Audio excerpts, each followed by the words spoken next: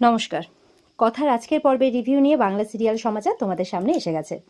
আজকের পর্বে শুরুতেই যেটা দেখতে পাচ্ছি যে অগ্নি তো একেবারে ভেঙে পড়েছে, সাথে বাড়ির সবাই খুব ভেঙে পড়েছে।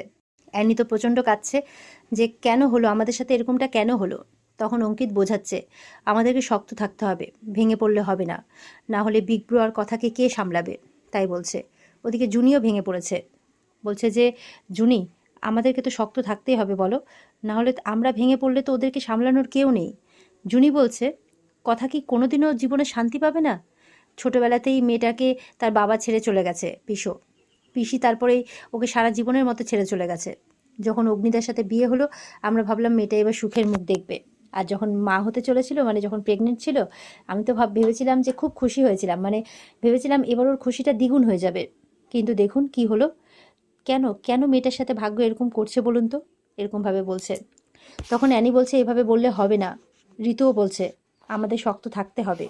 এরপরে অঙ্কিত বলছে ছেলেটা কতক্ষণ এইভাবে বসে থাকবে, বাড়ি যাবে না বল। প্রত্যয় বলছে যাবে যাবে, অবশ্যই বাড়ি যাবে। এই বলে অগ্নিকে বোঝাতে গেছে যে, বলছে শোন না, বাড়ি যা, ফ্রেশ হয়ে নে, অনেকক্ষণ তো বসলি এখানে।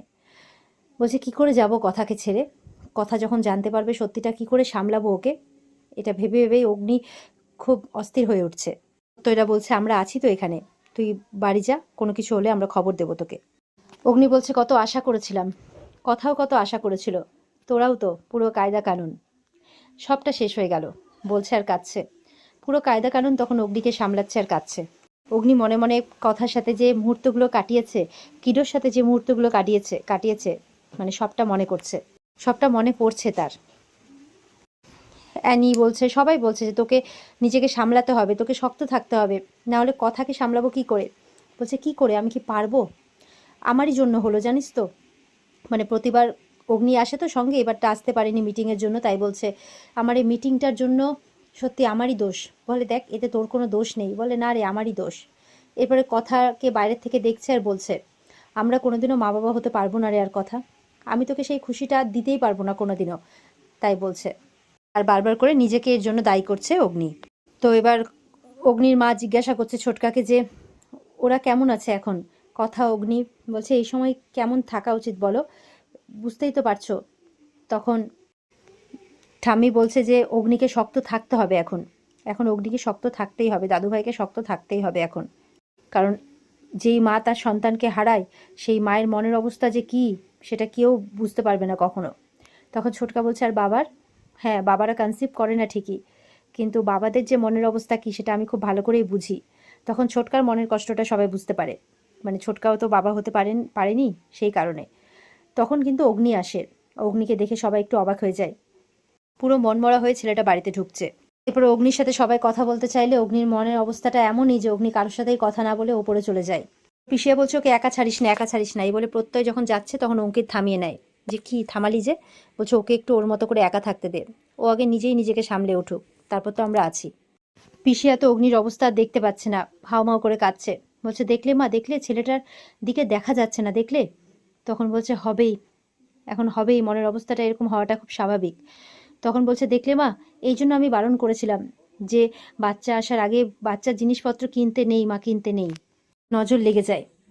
দেখলে আমার কথা কেউ শুনলো না মা, কেউ শুনলো না, বলে হাউমাউ করে কাঁদছে। দাদানও খুব ভেঙে পড়েছে, বলছে কত ভেবেছিলাম যে মানে পিঠে চড়াবো, ঘাড়ে চড়াবো, কত খেলবো, তখন অগ্নি এসে বলবে যে এই চোয়েফের কাছে যাবে না, এই বলে আমার সাথে ঝগড়া করবে। আমি তো কি বলবো সেটাও ভেবে রেখেছিলাম, কিন্তু হলো না, সব শেষ হয়ে গেল, সব শেষ হয়ে গেল, এই বলে কাঁদছে। বলছে আমরা কেন বেঁচে আছি এখনো, তাই বলছে। তখন পিসিয়া গিয়ে তার বাবাকে সামলাচ্ছে। এর মা বলছে দেখো কথার অগ্নি আবার মা বাবা হবে আবার। তখন পিসিয়া দৌড়ে যায় জুনির কাছে, হ্যাঁ গো মানে কথা কেমন আছে, ডাক্তার কি বলল। জুনি বলছে কথা ঠিক হয়ে যাবে তবে, এই বলে কাঁদতে কাঁদতে চলে যাচ্ছে। তখন ঠাম্মি ধরে ফেলে, কি হয়েছে তবে, তবে কি বলো, কি তবে। জুনি কাঁদছে, কিছুতেই বলতে পারছে না এই কঠিন সত্যিটা, কারণ সবাই সহ্য করতে পারবে না। কিন্তু ঠাম্মি কিন্তু প্রশ্ন করেই যাচ্ছে কি হয়েছে তবে কি। বাধ্য হয়ে জুনি বলেই দেয় যে কথা আর কোনোদিনও মা হতে পারবে না।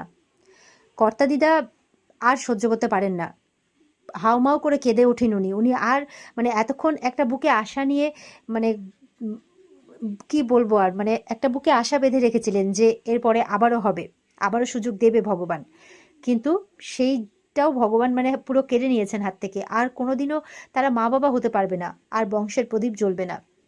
তো এইসব ভেবে উনি হাউমাউ করে কেঁদে ওঠেন। উনি আর মানে ওনাকে আর সামলানো যাচ্ছে না, মাথা ঘুরে পড়ে যাচ্ছেন। তখন সবাই মিলে মানে কর্তা দিদাকেই সামলাচ্ছে।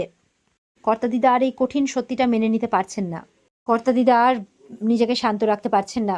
সবাই মিলে এবার অস্থির হয়ে গেছে কর্তা দিদাকে নিয়ে, মানে খুব চিন্তায় পড়ে গেছে কর্তা দিদাকে, যে এবার কর্তা দিদাকে কি করে সামলাবে। অগ্নির মা বলছে, আর কত আর কত, আমি তো একজন মা, মা হয়ে আমি কাকে সামলাবো, কথাকে সামলাবো না অগ্নিকে সামলাবো, আমি কাকে সামলাবো, কেন এই দিনটা দেখালে তুমি মা আনন্দে, এইভাবে বলছে। কর্তা দাদু বলছে, এই বয়সে আর কত কি সহ্য করতে হবে, তাই বলছে, আমি কি পারবো আর সইতে, এই বলে উনি চুপচাপ নিজের ঘরে চলে যান। এদিকে দেখা যাচ্ছে অগ্নি এসেছে তাদের সেই কায়দা কানুনের ঘরে, যেই ঘরটা কিডোর জন্য সাজানো হয়েছিল। চতুর্দিকে সাজগোজ সমারোহ সবকিছু একই আছে, একই রয়েছে, নেই শুধু কিডো, যার আসার অপেক্ষা করছিল এই ঘরটা। চারিদিকে শুধু স্মৃতি, কত সেলিব্রেশন, কত কি, কত আশা এই ঘরটার মধ্যে আছে। এখন সব কিছু শেষ, এমনকি আগামী দিনে কোনো আশাও নেই। এবার এই সমস্ত কথা মনে পড়ছে অগ্নির, আর এবার সে নিজেকে কি করে সামলাবে। দোলনার মধ্যে যে ছোট্ট পুতুলটা শুয়ে আছে, সেই পুতুলটাকে কিডো মনে করে কোলে নিয়ে তার সাথে কথা বলছে অগ্নি। বলছে, দেখ কিডো, নিজে হাতে করে তোকে হসপিটাল থেকে নিয়ে আসবো ভেবেছিলাম, এই ঘরটা কায়দা কানুনের ঘর ছিল, কিন্তু এখন তোর ঘর, কিন্তু দেখ তুই নেই। বলছে, এই ঘরে তুই আর থাকতে পারবি না। পুতুলটাকে কোলে নিয়ে বলছে যে কত প্ল্যান করেছিলাম আমি আর কথা, যে কত আশা করেছিলাম তোকে নিয়ে, তোকে ঘুম পাড়াবো রোজ রাতে, তোর ঘুম ভেঙে গেলে আবার আমরা সবাই মিলে এসে তোকে ঘুম পাড়াবো। বলছে সেই সুযোগটা আর কোনো দিনও পাবো না, আর কোনো দিনও পাবো না বলে হাউমাউ করে কাঁদছে, কাঁদতে কাঁদতে মাটিতে লুটিয়ে পড়ে অগ্নি। আর চোখে দেখা যাচ্ছে না তার এই কষ্ট। ওদিকে দেখা যাচ্ছে কথার এখনো সেন্স ফেরেনি। ডক্টর চক্রবর্তী চেক আপে এসেছেন, এসে নার্সকে জিজ্ঞাসা করছে পেশেন্টের কি খবর, বলে ওনার এখনো সেন্স ফেরেনি। তো উনি আবার ট্রিটমেন্ট করেন, করে চেক আপ করতে এসছেন আর কি, রুটিন চেক আপ তো করে নার্সের সাথে কথা বলছেন। আর কথার কিন্তু এখনো জ্ঞান ফেরেনি, না জানি জ্ঞান ফিরলে কথায় খবরটা শুনতে পেয়ে কথার মনের অবস্থা কীরকম হবে। তবে হয়তো যে অ্যাক্সিডেন্টের একটা ভুয়ো খবর ছড়ানো হচ্ছে, হয়তো বা সেই অ্যাক্সিডেন্টের কথা সবাইকে বলবে যে তার তো কোনো অ্যাক্সিডেন্টই হয়নি। দেখা যাক, দেখতে পাবো হয়তো বা আমরা আগামী এপিসোডে। অপেক্ষায় থেকো সবার আগামী এপিসোডে রিভিউ পাওয়ার জন্যে। আজকের পর্ব তোমাদের কেমন লাগলো? যদিও পর্বটি দুঃখজনক, তবু ওই দুঃখ তো সবসময়ের জন্য নয়। একদিন ভিলেন ঠিকই ধরা পড়বে, যে অপরাধী সে ঠিকই ধরা পড়বে, কথাও তার বাচ্চাকে ঠিক ফিরে পাবে। সেটাই দেখার অপেক্ষা যে সেটা কবে কিভাবে হয়। ভালো থেকো সবাই। পর্বের বিস্তারিত দেখতে অবশ্যই স্টার জলসার পর্দায় চোখ রেখো। দেখা হচ্ছে আগামীকালকে। আজকের মতো এই পর্যন্তই। টাটা।